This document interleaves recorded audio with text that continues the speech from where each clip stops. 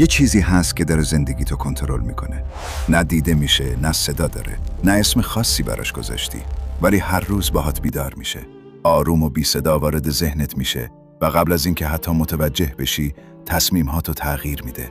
برنامه‌هاتو عقب میندازه، انگیزتو خاموش میکنه و باعث میشه همون جایی بمونی که هستی، بدون رشد، بدون حرکت، بدون پیشرفت. بدترین بخشش اینه که فکر میکنی خودتی که انتخاب میکنی، در حالی که اون داره انتخاب میکنه. اون مثل یه انگر نامرئی از درون تغذیه میکنه، مثل یه سایه که همیشه همراهته، اما خودش رو دشمن نشون نمیده.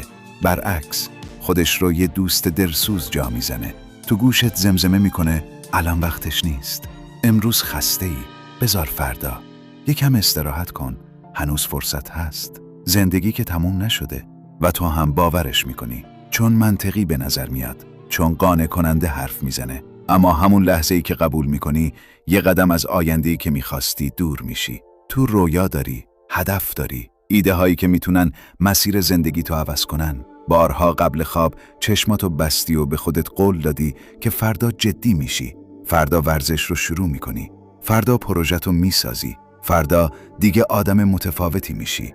اما چند تا فردا گذشت، چند هفته، چند ماه، شاید حتی چند سال، و هر بار همون صدا برگشته و چرخه دوباره تکرار شده.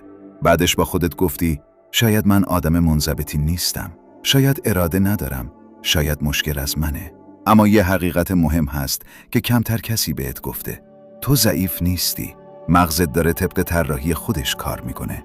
مغز انسان برای پیشرفت ساخته نشده، برای بقا ساخته شده. تنها مأموریتش اینه که با کمترین انرژی ممکن زنده بمونی. هر تغییری براش تهدیده، هر خروج از منطقه امن یعنی خطر.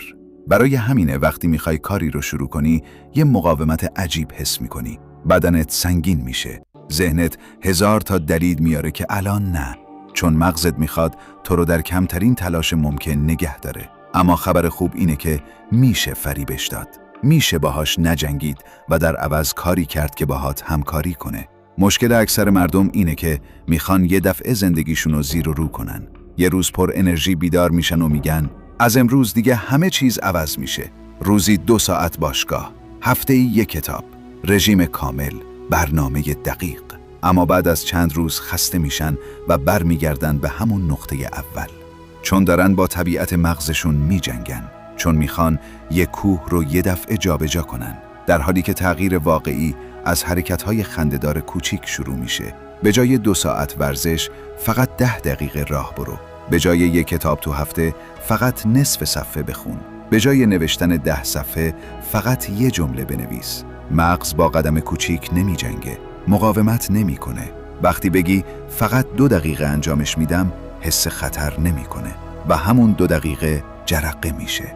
بیشتر وقتها همون 2 دقیقه تبدیل میشه به 20 دقیقه، چون سخت‌ترین بخش هر کاری شروع کردنه، نه ادامه دادن. قانون اول ساختن عادتهای کوچیکه. قانون دوم فکر نکردنه.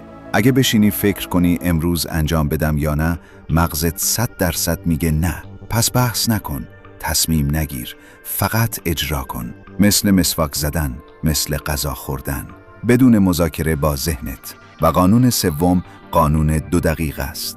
هر کاری رو فقط برای 2 دقیقه شروع کن، نه بیشتر. فقط 2 دقیقه.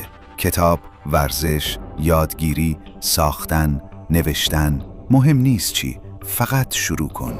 چون تو لازم نیست کل مسیر رو ببینی، فقط قدم بعدی رو ببین. صدها قدم کوچیک وقتی کنار هم قرار میگیرن، یه مسیر بزرگ میسازن. شاید بی اهمیت به نظر برسه، اما پیشرفت نتیجه انفجارهای ناگهانی نیست، نتیجه تکرارهای کوچیک و مداومه. شاید شرایط سخت‌تر از قبل شده باشه، شاید زندگی فشار بیاره، اما یه چیز هنوز دست خودته، اینکه امروز یه قدم کوچیک برداری. نه وقتی انگیزه اومد، نه وقتی حال داشتی، همین الان. چون انگیزه بعد از شروع میاد، نه قبلش. چند سال دیگه میخوای تماشاچی موفقیت بقیه باشی؟ چند سال دیگه میخوای بگی از شنبه شروع میکنم؟ یا همین حالا بعد از این ویدیو فقط برای 2 دقیقه کاری که مدت هاست عقب انداختی رو شروع میکنی؟ 2 دقیقه کتاب، 2 دقیقه پیاده روی، 2 دقیقه برنامه ریزی. همین 2 دقیقه ها کم کم اون سایه رو ضعیف میکنه. اون صدای دروغگو آرومتر میشه و تو کنترل زندگی تو پس میگیری. نه با انفجار، نه با شعار. با قدم‌های کوچیک اما واقعی.